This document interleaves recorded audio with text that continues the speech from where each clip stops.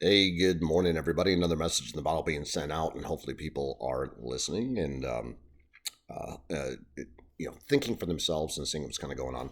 So, there are so many younger people out there in the generation, right? We got the baby boomers, and we got the Xers, and we got the millennials. Um, but anyways, a lot of people don't realize back in the '80s when Reagan was president, the traffic controllers, air traffic controllers, were about to go on strike, and that would have caused a national holdup. So during that time, President Reagan basically said to them, "Hey, go to work or you're fired." It was almost amazing, and everybody looked at it like he was breaking a union. And a lot of union people were upset, and union definitely usually votes Democrat, which is interesting. Um, but anyways, what ended up happening was he fired them.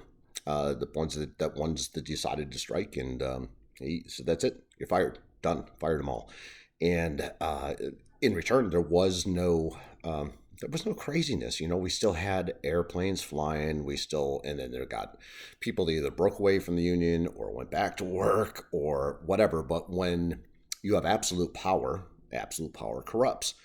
It's just a fact. Whether it's in government, whether it's in unions, there's always a reason. Things start with good intention, but then they become powerful, and then absolute power, and then absolute power becomes corrupt. And I would say at this point in time, I would certainly say that the teachers union in the United States here is corrupt. And at this point, so many parents are upset about the CRT, about the learnings, about the things these teachers, everybody was on their side, 5, 8 years ago, whatever it was, about what they were getting paid. And, everybody thought, hey, you know what, teachers have a really tough job. We should be supportive of them, and we want to pay them more and give them better benefits. We want to give them everything, right? Because, you know what? Teachers are a good thing. Good teachers are a good thing, I should say. I had some really great teachers when I was in school. Didn't appreciate them as much as I should have back then, but I certainly do now. And and at this point, I just hope people, they go to a board meeting, for the school districts, and they get demonized if they speak out against maybe what is being taught, which is interesting because generally about 60 to 64% of property taxes go to a school system in any given city or state. And that being said, that would mean the property owners are the ones that are literally paying for all the teacher salaries, benefits, and the property owners generally have all the kids. Kids go to the schools. We move to areas where there are good schools. We pay additional taxes because they're good schools or rated as good schools. So, by all means, as a parent, we should have absolute power, not the teachers, as to what is being taught and told in our schools.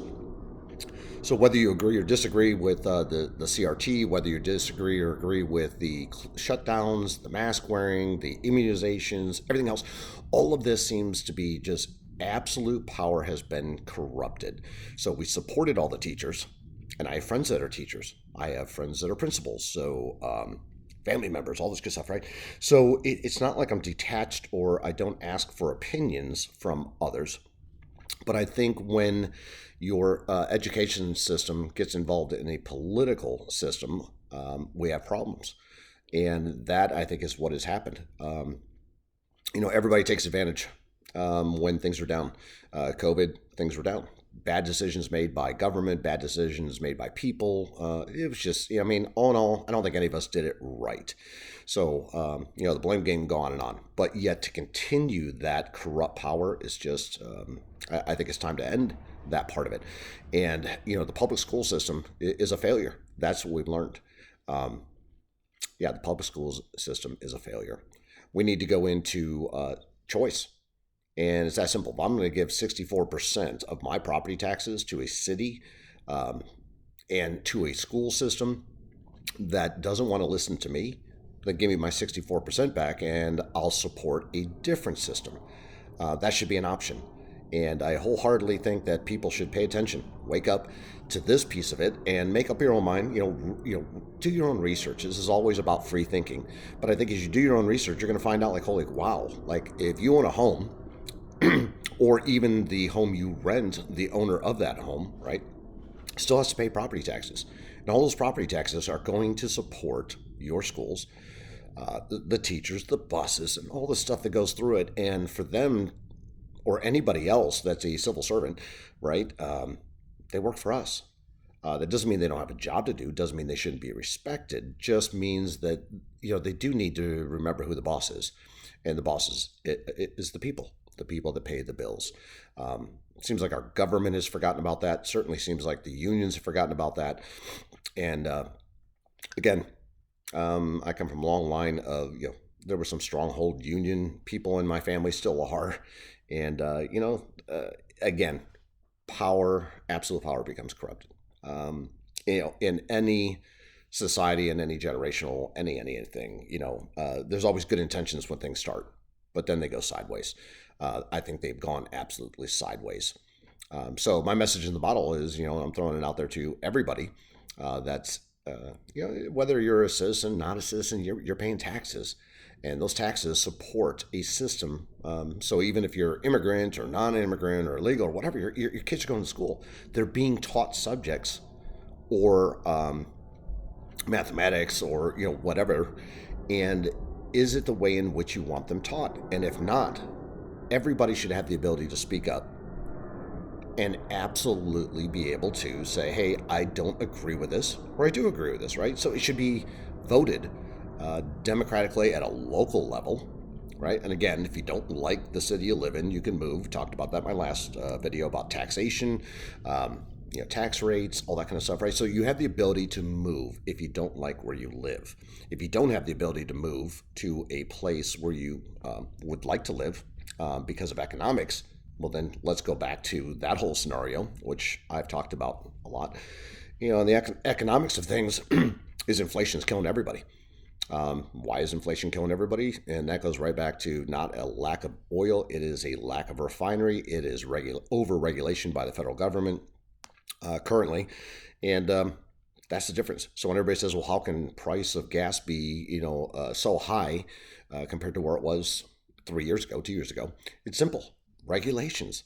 New administrations come in, new regulations go in place, and all of a sudden everything goes haywire, and everybody behind the scenes doesn't really know, and they keep us so busy working and busy with all their little 30-second blips on the news, we don't have enough time to really pay attention to research. So a lot of times it just gets frustrating, so frustrating.